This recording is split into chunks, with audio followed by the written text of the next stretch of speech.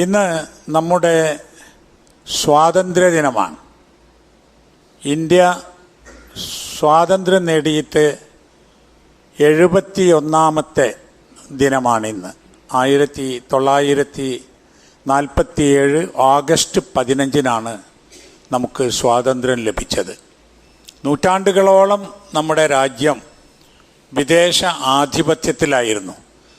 രാജ്യത്തിൻ്റെ പല ഭാഗങ്ങളും പോർച്ചുഗീസിൻ്റെയും ഡച്ച് സർക്കാരിൻ്റെയും അതുപോലെ ബ്രിട്ടൻ്റെയും പല സമയത്ത് മുഗളന്മാരുടെയും അങ്ങനെ പല വൈദേശിക ആധിപത്യത്തിലുമായിരുന്നു നമ്മുടെ രാജ്യം.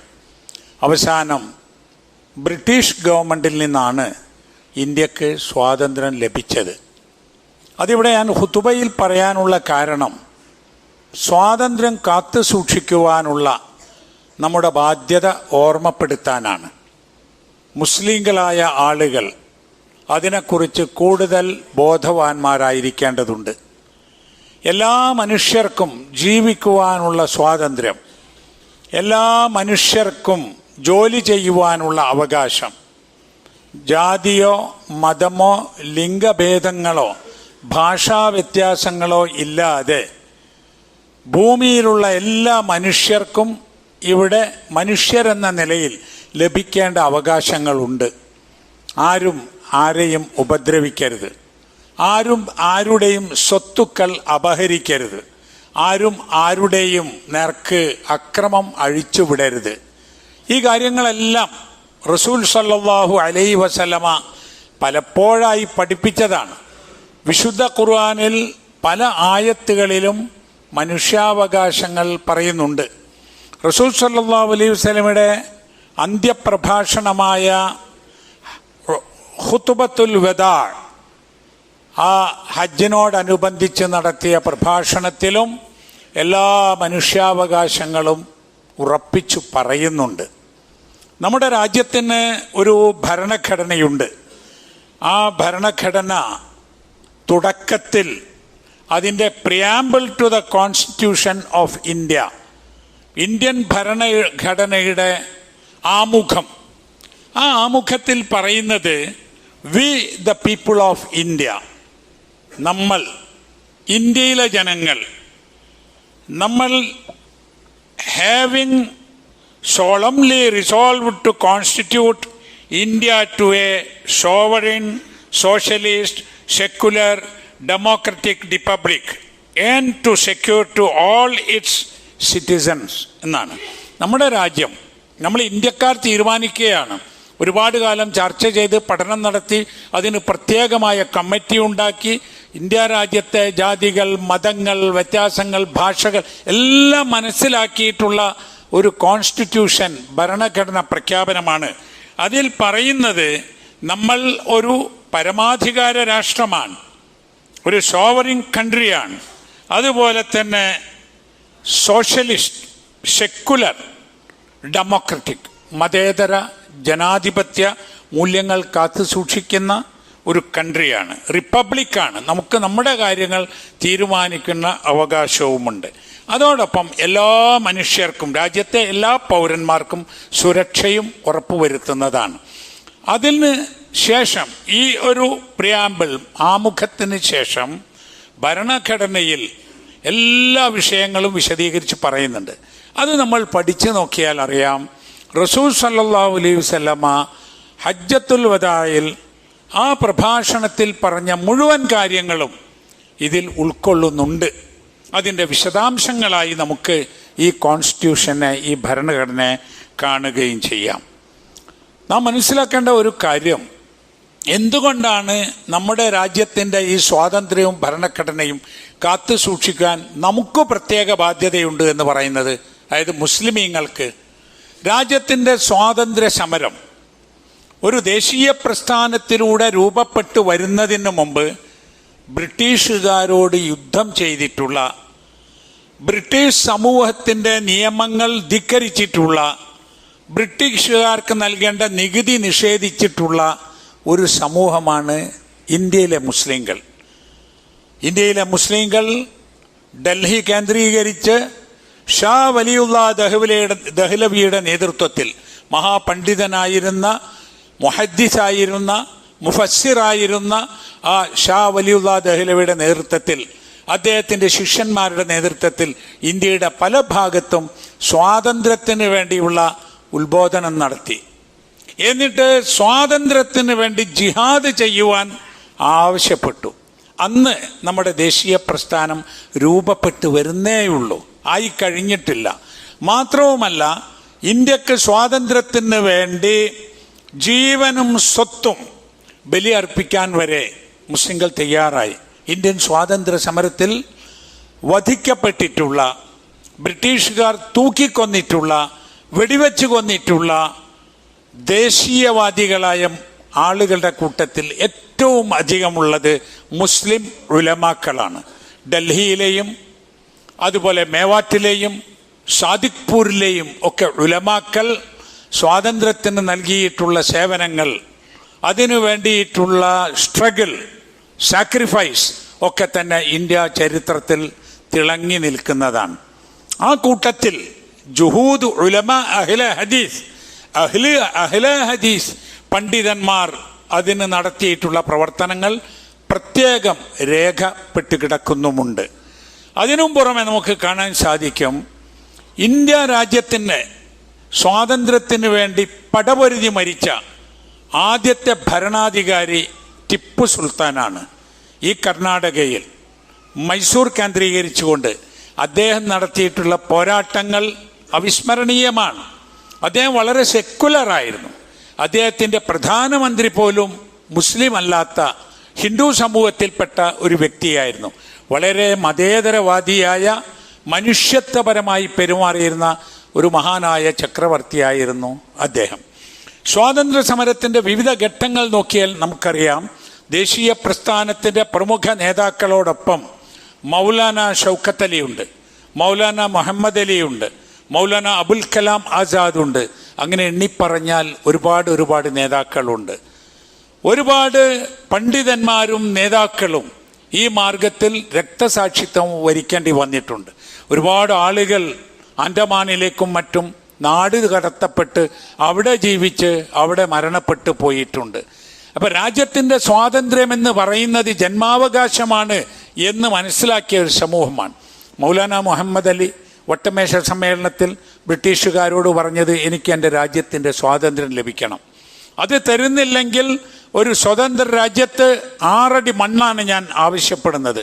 അങ്ങനെയാണ് മൗലാന മുഹമ്മദ് അലി മരണപ്പെടുന്നതും അദ്ദേഹത്തിൻ്റെ ജനാസ ഫലസ്തീനിൽ ബൈത്തുൽ മഖ്ദിസിനടുത്ത് മറവാടപ്പെടുന്നതും.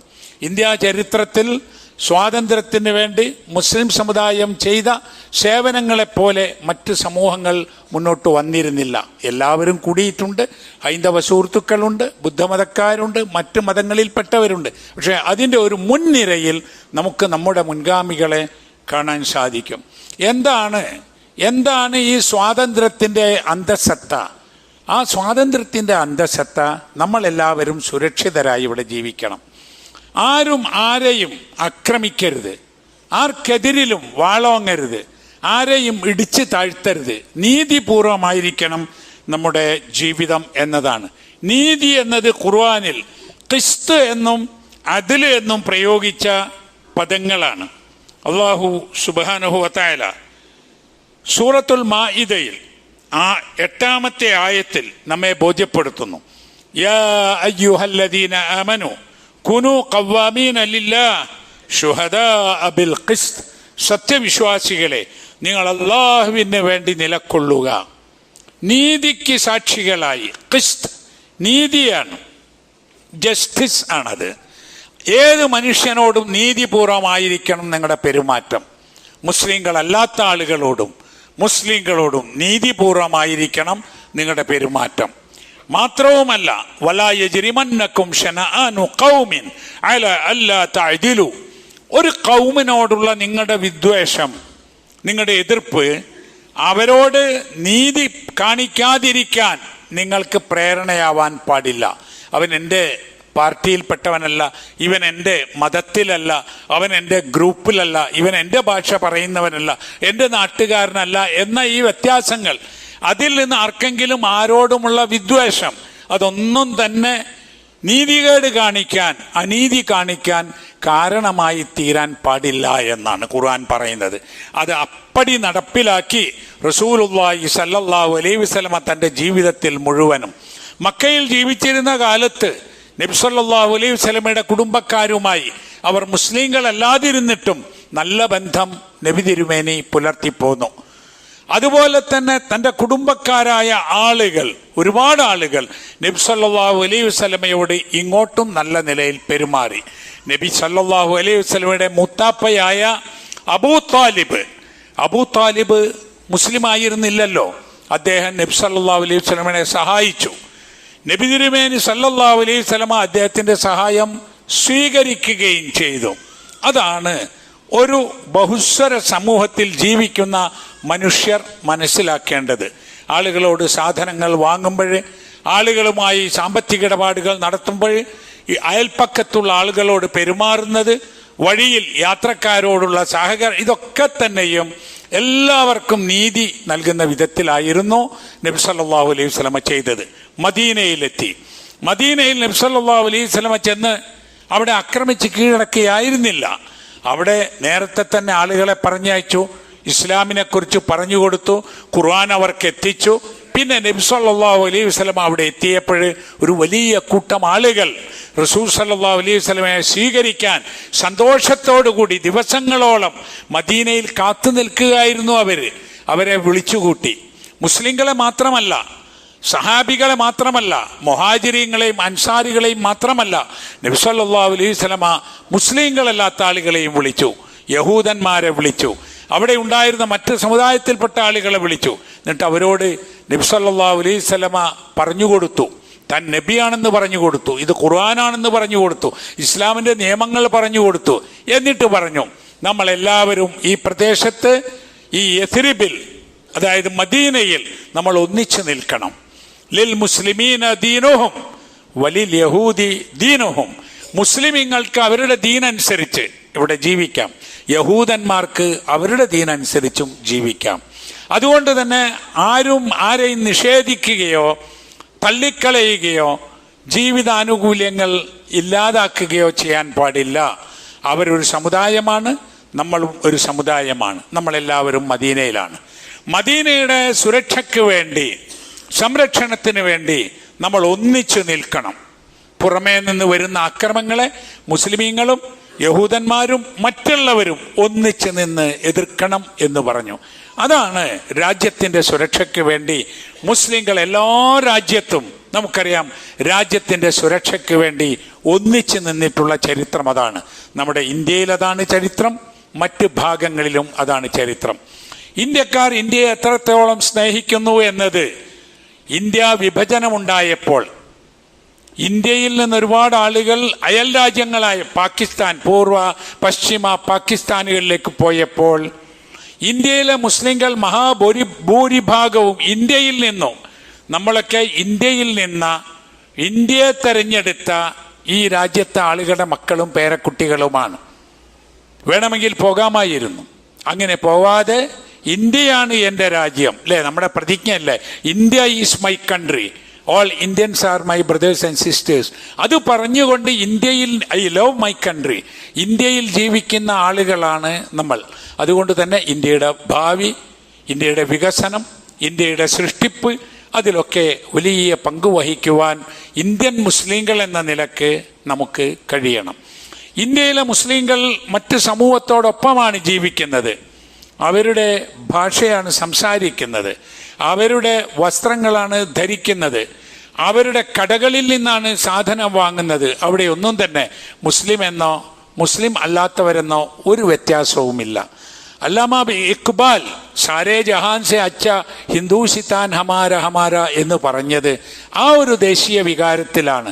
ഇന്ന് നമ്മുടെ സ്കൂളുകളിൽ, നമ്മുടെ മദ്രസകളിൽ, നമ്മുടെ വീടുകളിൽ, സ്ഥാപനങ്ങളിലൊക്കെ ദേശീയ ഗാനം പാടിയപ്പോൾ അതിൽ ജനഗണമന പാടിയ പോലെ തന്നെ ഒരു ദേശീയ ഗാനം എന്ന നിലക്ക് സാരേ ജഹാം സെ അച്ച പാടിയിട്ടുണ്ട്.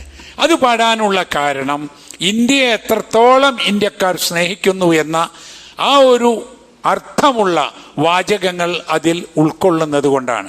അപ്പം നാം ജീവിക്കുന്ന പ്രദേശത്ത് അതാത് പ്രദേശത്തുള്ള മുഴുവൻ മനുഷ്യർക്കും നീതിയും നന്മയും നൽകിക്കൊണ്ട് എല്ലാവരും സുരക്ഷിതരായി ജീവിക്കുവാനുള്ള അവസരം ഒരുക്കുക എന്നതാണ് നമ്മുടെ ബാധ്യത.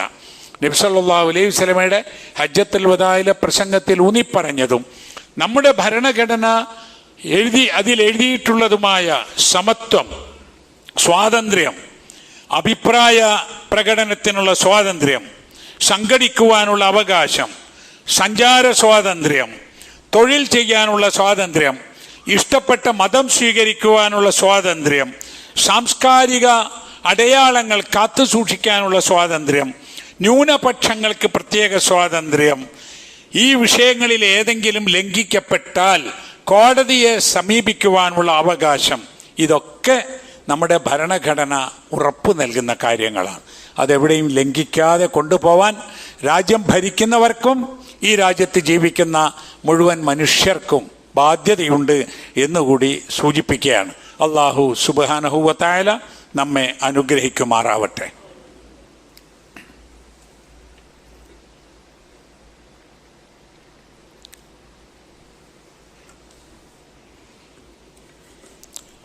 അൽഹംദുലില്ലാഹി റബ്ബിൽ ആലമീൻ വൽആഖിബത്തു ലിൽമുത്തഖീൻ വസല്ലല്ലാഹു അലാ നബിയ്യിഹിൽ കരീം വഅലാ ആലിഹി വസഹ്ബിഹി അജ്മഈൻ.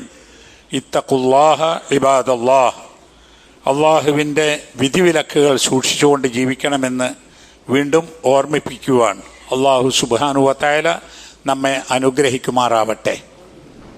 ജീവൻ നൽകിയും കഠിന പരിശ്രമങ്ങളിലൂടെയും നേടിയെടുത്ത നമ്മുടെ സ്വാതന്ത്ര്യം നിലനിർത്താനുള്ള പരിശ്രമത്തിൽ നമ്മൾ രാജ്യത്തിൻ്റെ കൂടെ ഉണ്ടാവണം, നാടിൻ്റെയും നാട്ടുകാരുടെയും കൂടെ ഉണ്ടാവണം. ഇത് നമ്മളുടെ ഒരു വിശ്വാസമായി നാം അംഗീകരിക്കുന്ന കാര്യമാണ്. എന്നാൽ സങ്കടകരമെന്ന് പറയട്ടെ, ഈ നല്ല നാടിനെ, ഈ നല്ല ഭൂപ്രദേശത്തെ, ഈ രാജ്യത്തെ ദുർബലപ്പെടുത്തുവാനും അസ്ഥിരപ്പെടുത്തുവാനും ശ്രമിക്കുന്ന ചില വ്യക്തികളും ചില സംഘങ്ങളുമുണ്ട്. രാജ്യത്തിൻ്റെ സ്വാതന്ത്ര്യം നഷ്ടപ്പെടുത്തുക, രാജ്യത്തെ മനുഷ്യർക്ക് സമാധാനത്തിൽ ജീവിക്കുവാനുള്ള അവസ്ഥ നിഷേധിക്കുക, ജാതിയുടെയും മതത്തിൻ്റെയും ഒക്കെ പേരിൽ പരസ്പരം ആക്രമിക്കുക, ഇതൊക്കെ പല സ്ഥലങ്ങളിലും കണ്ടുവരുന്നുണ്ട്. അത് മനുഷ്യത്വ വിരുദ്ധമാണ്, മതവിരുദ്ധമാണ്, എല്ലാ ധർമ്മശാസ്ത്രങ്ങൾക്കും എതിരാണ്, നമ്മുടെ ഭരണഘടനയ്ക്കും എതിരാണ്. ഖുർആൻ മനുഷ്യർക്ക് നൽകുന്ന ഒരു സന്ദേശം, വലാ തുഫ്സിദു ഫിൽ അർളി ബഅദ ഇസ്ലാഹിഹാ, നിങ്ങൾ ഭൂമിയിൽ നാശമുണ്ടാക്കരുത്. ആ ഭൂമിയെ വളരെ നല്ല നിലയിൽ ആക്കിത്തീർത്ത ശേഷം അല്ലാഹു തആല ഈ ഭൂമി നമുക്ക് വേണ്ടി ഉണ്ടാക്കി തന്നു. നമുക്ക് വേണ്ടി ഭക്ഷണവും വെള്ളവും ശുദ്ധവായുവും എല്ലാം ഈ ഭൂമിയിൽ അല്ലാഹു തആല ഒരുക്കി തന്നു. മനുഷ്യർക്ക് നല്ലപോലെ ജീവിക്കുവാനുള്ള അവസരവും ഉണ്ടാക്കി. ഇനി നിങ്ങളായിട്ട് ഈ ഭൂമിയിൽ നാശമുണ്ടാക്കരുത് എന്ന് ഖുർആൻ മനുഷ്യരോട് പറയുന്നു. നാശമുണ്ടാക്കിയാലോ? നാശമുണ്ടാക്കിയാൽ ഇപ്പോൾ നമ്മൾ കാണുന്ന വിധത്തിലുള്ള പ്രയാസങ്ങളുണ്ടാകും. ആളുകൾക്ക് സ്വൈരമായി ജീവിക്കാൻ കഴിയാത്ത അവസ്ഥ വരും. ഭയപ്പാടോടുകൂടി കഴിയേണ്ടി വരും. ആളുകൾ എന്നും പേടിച്ച് നിൽക്കുന്ന അവസ്ഥയുണ്ടാകും. കൊലപാതകങ്ങൾ ഉണ്ടാകും. അതുപോലെ ഭൂമിയിൽ വമ്പിച്ച നാശമുണ്ടാകും. കെട്ടിടങ്ങളും സ്ഥാപനങ്ങളും തകർക്കപ്പെടും. ലോകത്ത് പല ഭാഗത്തും നമ്മളത് കാണുന്നു. ഫലസ്തീനിൽ നമ്മൾ അത് കാണുന്നു. നമ്മുടെ നാട്ടിൽ തന്നെ ചില പ്രദേശങ്ങളിൽ അപൂർവമായെങ്കിലും അങ്ങനെയുള്ള അനുഭവങ്ങൾ ഉണ്ടാകുന്നു. ഖുർആൻ അതിനെല്ലാം എതിർക്കുന്നു. ഒരു മനുഷ്യനെ കൊന്നാൽ, ഒരു മനുഷ്യനെ, ഇപ്പൊ പറയലെത്ര 50,000 ആളെ കൊന്നു അല്ലെങ്കിൽ 1,00,000 ആളെ കൊന്നു എന്നൊക്കെ, ഒരു മനുഷ്യനെ കൊന്നാൽ എന്താണ് അതിൻ്റെ ശിക്ഷ എന്നല്ലേ? മൻ ഖതല നഫ്സൻ ബിഗൈരി നഫ്സിൻ ഔ ഫസാദിൻ ഫിൽ അർളി ഫകഅന്നമാ ഖതല അന്നാസ ജമീഅ. ഒരാൾ മറ്റൊരാളെ കൊന്നാൽ, അതായത് ഒരു ന്യായവുമില്ലാതെ, അല്ലെങ്കിൽ കൊലയാളിക്ക് ഭരണകൂടം നൽകുന്ന വധശിക്ഷ, ആ രണ്ട് ന്യായമല്ലാതെ അന്യായമായി ഒരാളെ കൊന്നാൽ ഫകഅന്നമാ ഖതല അന്നാസ ജമീഅ, അയാൾ മുഴുവൻ മനുഷ്യരെയും കൊന്നതിന് തുല്യമാണ് എന്ന് പറഞ്ഞാൽ ഒരാളെ കൊന്നാൽ മുഴുവൻ മനുഷ്യരെയും കൊന്ന കുറ്റം അയാൾക്കുണ്ടാകുന്നതാണ്. വമൻ അഹ്യാഹ ഫകഅന്നമാ അഹ്യന്നാസ ജമീഅ. ഒരാളെ ജീവിക്കാൻ വേണ്ടി അവസരം നൽകിയാൽ, ജീവൻ നൽകിയാൽ അയാൾ മുഴുവൻ മനുഷ്യർക്കും ജീവൻ നൽകിയ പോലെയാണ്. സൂറത്തുൽ മാഇദ 32-ാമത്തെ ആയത്തിൽ അള്ളാഹു നമ്മെ ബോധ്യപ്പെടുത്തുന്നതാണ്. ഇതിൽ പരം ഒരു അഹിംസാ സിദ്ധാന്തം, ഇതിലും വലിയ അക്രമത്തിനെതിരെയുള്ള ഒരു ആഹ്വാനം നമുക്ക് കാണാൻ സാധ്യമല്ല. ആരെങ്കിലും ഒരാൾ മറ്റൊരാളെ കൊന്നാൽ ലോകത്തുള്ള എല്ലാവരെയും കൊന്നതിന് തുല്യമാണ്. ആരെങ്കിലും മനുഷ്യർക്ക് ജീവൻ നൽകിയാൽ എന്ന് പറഞ്ഞാൽ ജീവിക്കുവാനുള്ള അവസരം നൽകിയാൽ ലോകത്തുള്ള മുഴുവൻ മനുഷ്യർക്കും ജീവിതാവസരം നൽകിയതിന് തുല്യമാണ് എന്ന് പറയുന്ന ഖുർആനിൻ്റെ ഈ ആഹ്വാനം പോലെ നമുക്ക് മറ്റൊരാഹ്വാനവും കാണാൻ സാധ്യമല്ല. എങ്ങനെയാണ് നമുക്ക് അങ്ങനെ ജീവിക്കാൻ കഴിയുക? അങ്ങനെ ജീവിക്കാൻ കഴിയണമെങ്കിൽ ഈ ലോകത്തുള്ള മുഴുവൻ മനുഷ്യരും നാം വിശ്വസിക്കുന്ന പടച്ചവൻ്റെ, അള്ളാഹുവിൻ്റെ സൃഷ്ടികളാണ് എന്ന് നമ്മൾ വിശ്വസിക്കണം. ഒരു പ്രത്യേക സാഹചര്യത്തിൽ നമ്മൾ ന്യൂനപക്ഷങ്ങളായി കഴിയുമ്പോഴേ നമ്മുടെ ആത്മരക്ഷയ്ക്ക് വേണ്ടിയിട്ടോ ജീവിതത്തിന് വേണ്ടിയോ പറയുന്നതല്ല, ഒരു ഭംഗിവാക്കല്ല, ഈമാനിൻ്റെ ഭാഗമാണ്. അള്ളാഹു പറഞ്ഞത് യാ അയ്യുഹന്നാസ്, ജനങ്ങളെ, ഇന്നാ ഖലഖ്നാകും മിൻ ദക്കരിൻ വ ഉൻസ, നിങ്ങളെ നാം സൃഷ്ടിച്ചത് ഒരാണിൽ നിന്നും ഒരു പെണ്ണിൽ നിന്നുമാണ്. അതേ ഞാൻ പറഞ്ഞ ഈമാനിൻ്റെ ഭാഗമായി പറയുന്നതാണ്. വെറുതെ നമ്മൾ ആളുകളോട് ഒരു ഭംഗിവാക്ക് പറയുന്നതല്ല, ഖുർആനാണ് പറയുന്നത്. മനുഷ്യരെ, നിങ്ങളെല്ലാവരും ഒരാണിൽ നിന്നും ഒരു പെണ്ണിൽ നിന്നും ഉണ്ടായവരാണ്, നാം അങ്ങനെയാണ് നിങ്ങളെ സൃഷ്ടിച്ചത്. എന്നിട്ട് വജഅൽനാകും ശുഊബൻ വഖബായില ലിതആറഫു, നിങ്ങളെ വർഗങ്ങളും ഗോത്രങ്ങളുമാക്കിയത് നിങ്ങൾ പരസ്പരം തിരിച്ചറിയാനാണ്. ഇന്ന ഗോത്രക്കാരനാണ്, ഇന്ന വർഗക്കാരനാണ് തിരിച്ചറിയാൻ വേണ്ടിയാണ്. നിങ്ങളെല്ലാം ഒരേ ഒരു ആണിൻ്റെ, ഒരേ ഒരു പെണ്ണിൻ്റെ മക്കളാണ്. നിങ്ങളെല്ലാവരും ഒരേ രക്ഷിതാവിൻ്റെ സൃഷ്ടികളാണ്. അല്ലേ? തൻസീലും മിർ റബ്ബിൽ ആലമീൻ, അൽഹംദുലില്ലാഹി റബ്ബിൽ ആലമീൻ. റബ്ബുൽ ആലമീൻ എന്നാണ് അള്ളാഹുവിനെ കുറിച്ച് പറയുന്നത്. റബ്ബുൽ ആലമീൻ, ലോകരക്ഷിതാവായ റബ്ബ്. ആ ആലമീൻ എന്നത് എല്ലാ ലോകങ്ങളുമുണ്ട്, ലോകത്തുള്ള എല്ലാ മനുഷ്യരുമുണ്ട്, മറ്റുള്ളവരുമുണ്ട്. അപ്പോൾ എല്ലാ മനുഷ്യരും എന്നതിൽ അറബികളുണ്ട്, അനറബികളുണ്ട്, നമ്മുടെ ഇന്ത്യക്കാരും ബ്രിട്ടീഷുകാരും എല്ലാവരും ഉൾക്കൊള്ളുന്നതാണ് ആലമീൻ. ആ ആലമീൻ, ലോകത്തുള്ള മുഴുവൻ മനുഷ്യരുടെയും റബ്ബ് അള്ളാഹുവാണ്. അത് നമ്മൾ മനസ്സിലാക്കിയാൽ നമുക്കിടയിൽ ഒരു വേർതിരിവുണ്ടാവില്ല. റസൂൽ സല്ലല്ലാഹു അലൈഹി വസല്ലം ഹജ്ജത്തുൽ വദായിലെ പ്രസംഗത്തിൽ പറഞ്ഞു, ലാ ഫളല ലിഅറബിയ്യിൻ അലാ അജമിയ്യിൻ വലാ ലിഅബിയദ അലാ അസ്വദ ഇല്ലാ ബിത്തഖ്വ. ഒരു അറബിയായ ആൾക്ക് അറബിയല്ലാത്ത ആളെക്കാൾ ഏറെ ഒരു ശ്രേഷ്ഠതയുമില്ല. ഒരു വെളുത്ത മനുഷ്യന് കറുത്തവനേക്കാളെ ഒരു ശ്രേഷ്ഠതയുമില്ല. ഇല്ലാ ബിത്തഖ്വ, അവൻ്റെ തഖ്വ കൊണ്ടല്ലാതെ.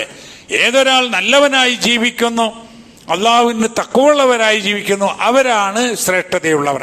എന്നല്ലാതെ അറബിയാണ്, അറബി അല്ലാത്തവനാണ്, വെളുത്ത നിറമാണ്, കറുത്ത നിറമാണ് എന്നതിൻ്റെ പേരിലുള്ള ഒരു വ്യത്യാസവും അള്ളാഹുവിങ്കൽ സ്വീകാര്യമല്ല.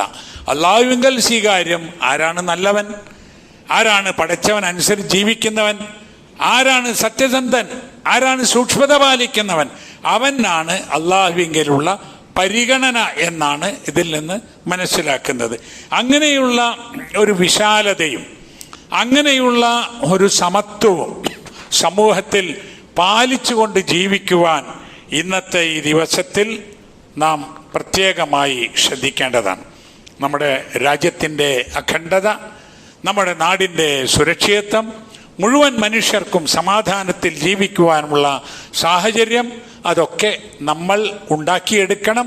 അതിന് നാം പരിശ്രമിക്കുകയും ചെയ്യണം. നമ്മുടെ കൂട്ടത്തിൽ തീവ്രവാദം ഉണ്ടാവാൻ പാടില്ല, തീവ്രവാദത്തിന് വേണ്ടി പറയാൻ പാടില്ല, തീവ്രവാദത്തിന് വേണ്ടി പരിശ്രമിക്കാൻ പാടില്ല. കാരണം അതൊക്കെ മനുഷ്യർക്കിടയിൽ വർഗീയതയുണ്ടാക്കും. വർഗീയതയും തീവ്രവാദവും ഇരട്ടകളാണ്. എവിടെ വർഗീയതയുണ്ടോ അവിടെ തീവ്രവാദമുണ്ടാകും.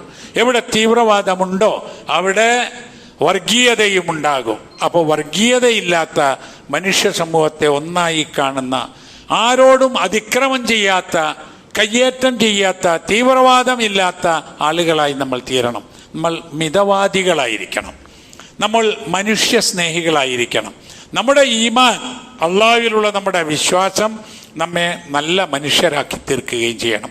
അള്ളാഹു സുബ്ഹാനഹു വ തആല നമ്മെ അനുഗ്രഹിക്കുമാറാവട്ടെ. നമ്മുടെ പാപങ്ങൾ റഹ്മാനായ അള്ളാഹുവെ ഞങ്ങൾക്ക് വിട്ടുപുറത്ത് മാപ്പാക്കി തരണമേ. ഞങ്ങളിൽ നിന്ന് മരണപ്പെട്ടു പോയ ആളുകൾക്ക് മഗ്ഫിറത്ത് നൽകി അനുഗ്രഹിക്കണമേ. ഞങ്ങളിൽ രോഗങ്ങൾ കൊണ്ട് പ്രയാസപ്പെടുന്ന ആളുകളെ രോഗങ്ങളും പ്രയാസങ്ങളും ദൂരീകരിച്ച് തരണമേ.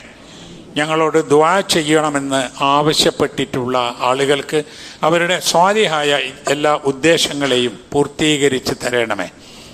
اللهم اغفر للمؤمنين والمؤمنات والمسلمين والمسلمات الأحياء منهم والأموات إنك مجيب الدعوات يا قاضي الحاجات. ربنا تقبل منا إنك أنت السميع العليم وتب علينا إنك أنت التواب الرحيم.